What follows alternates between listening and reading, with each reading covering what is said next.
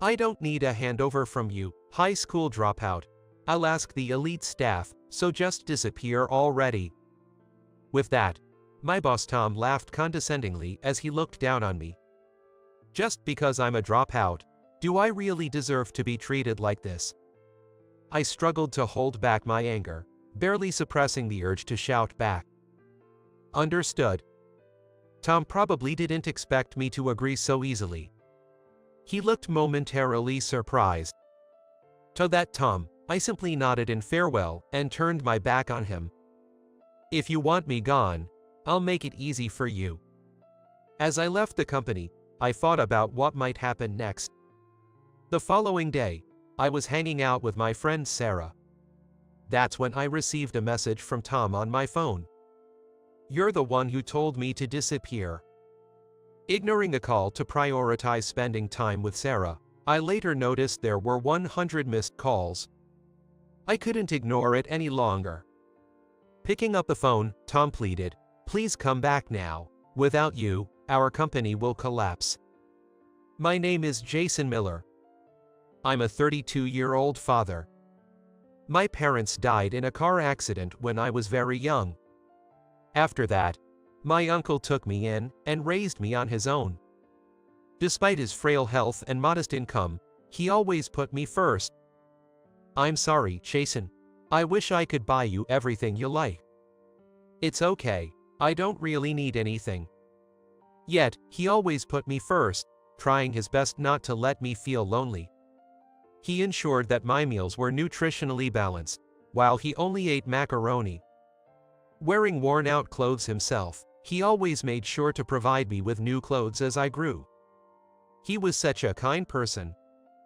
I'll work after graduating from middle school. I don't really aspire to be anything in particular.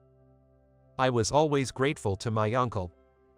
And to repay him as soon as I could, I chose to work right after middle school. If that's your decision, I won't stop you. But remember, job options are limited with just a middle school diploma. Yeah, I know. But then's a place that's willing to hire me. The job was at a factory that produced various products. It was the only place that would hire a middle school diploma, and I found myself working hard surrounded by adults. Fortunately, my colleagues were sympathetic to my situation and offered me advice not only on work matters, but also on personal issues. "Jason, take this if you'd like. I made too much." "Wow, thank you so much." Some even brought me food, and I was thankful for the support and encouragement from those around me. During this time, my uncle became seriously ill. Despite his savings, my earnings were quickly depleted by his medical expenses and my living costs. "I'm really sorry." "Don't worry about it. You took me in, and that's why I've come this far. This is my way of giving back." Every time I visited him, my uncle would look apologetic. I didn't really have any hobbies or desires for material things. That's why it didn't bother me much. "Jason is such a kind and good boy," my uncle would say, smiling kindly. However, when I was 20, his condition worsened, and he passed away. Now, I'm really all alone. Mourning continued to color my days.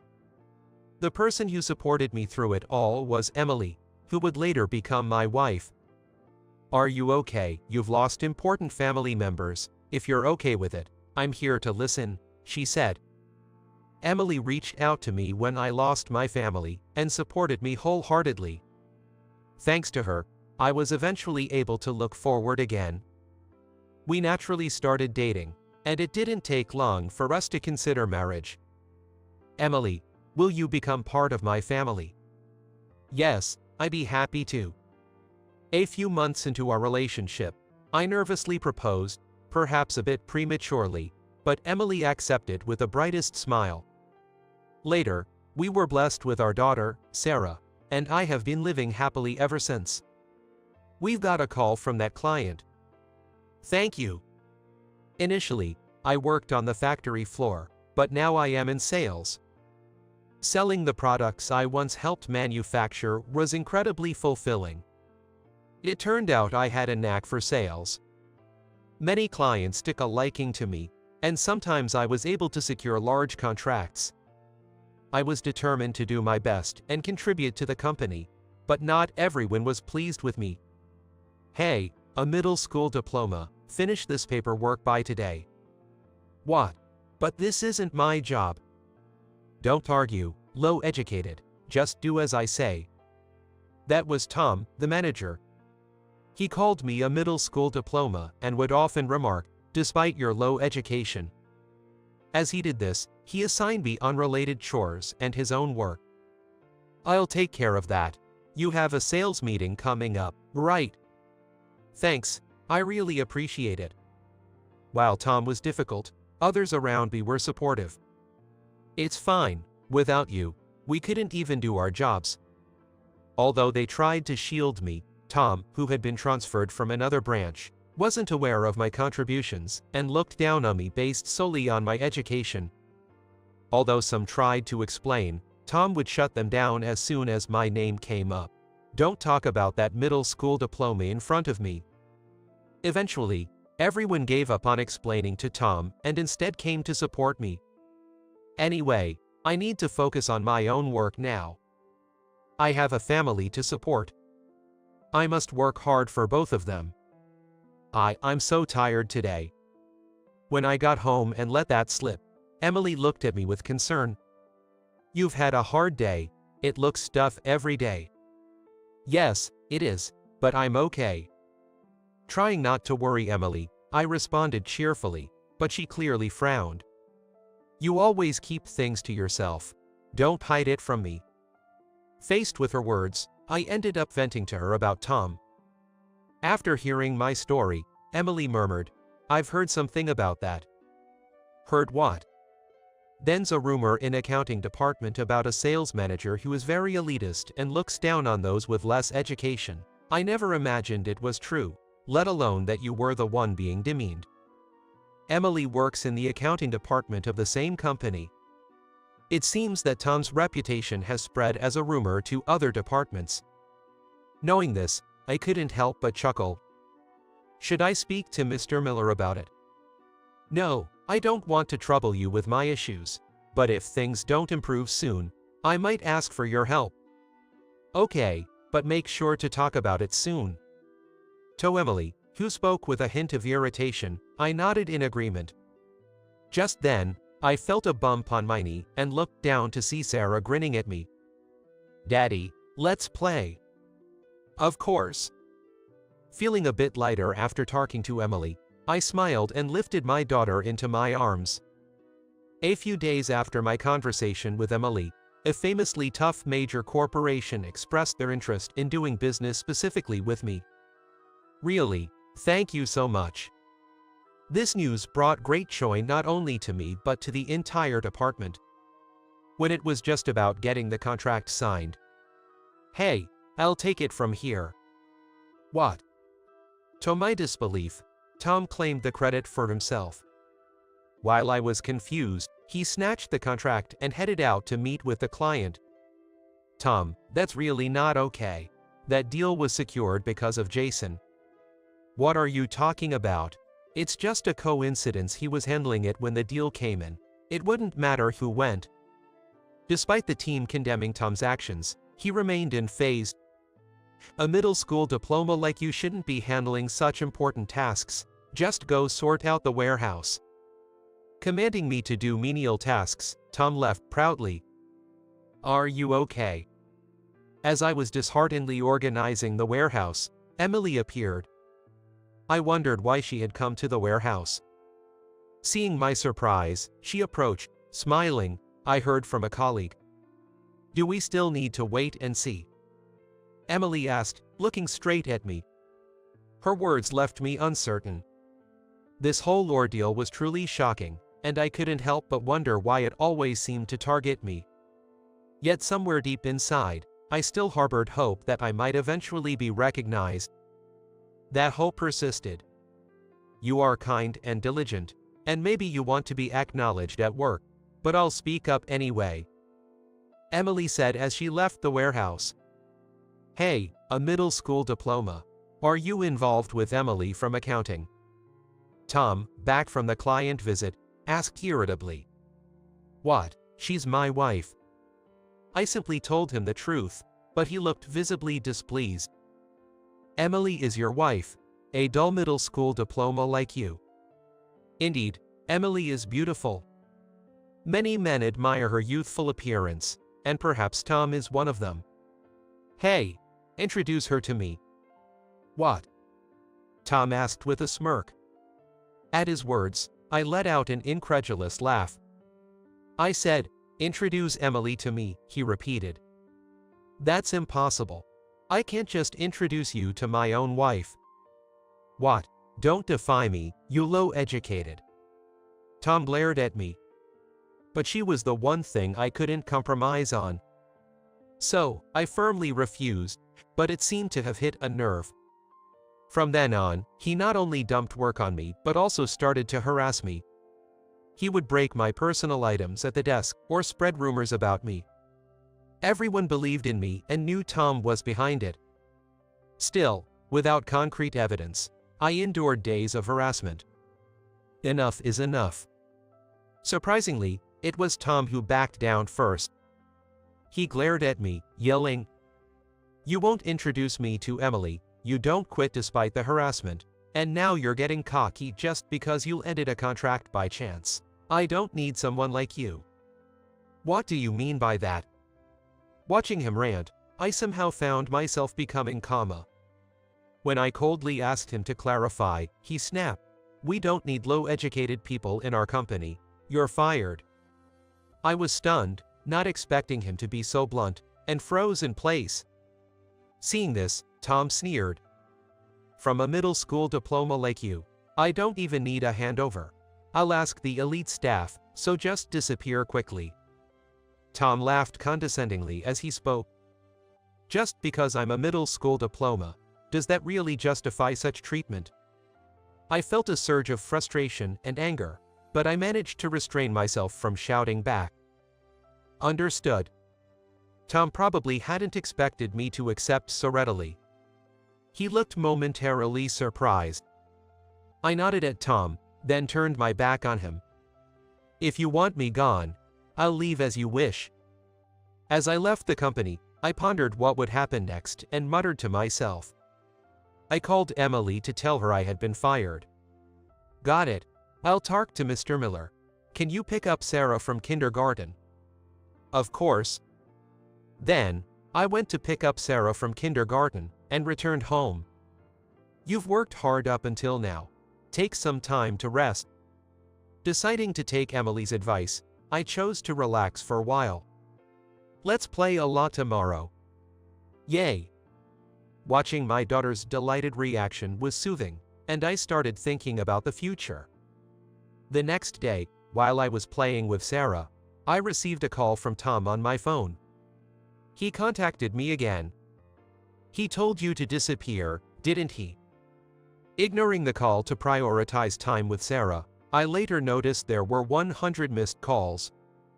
I couldn't ignore it any longer. When I finally answered the phone, Tom's frantic voice came through. "You finally picked up. What have you been doing?" Seeing Sarah flinch at his loud voice, I apologized and moved away from her. "You don't have to yell. I can hear you." "That doesn't matter. They told me our flagship product isn't selling without you." "Of course. I hold the patent for that flagship product." Tom fell silent at my words. "And, no way, that's a lie," he stammered, clearly shaken. During my time at the factory, I had tirelessly experimented every day to improve our products. The result was a patent technology worth $500 million. Recognized for my efforts, I was then employed in corporate sales. As the creator, I knew the unique advantages and quality of the product, which I highlighted to our trading partners. Currently, the company is merely licensing that technology from me. Tom fell silent again at my words. This technology was exclusive to me, and with my dismissal, the company could no longer use it. He seemed to realize this. Immediately after, he pleaded, "Please come back now. Without you, our company will collapse." I responded with a smile. No, thank you. I've decided to spend the day with my daughter. With that, I hung up the phone and immediately turned it off.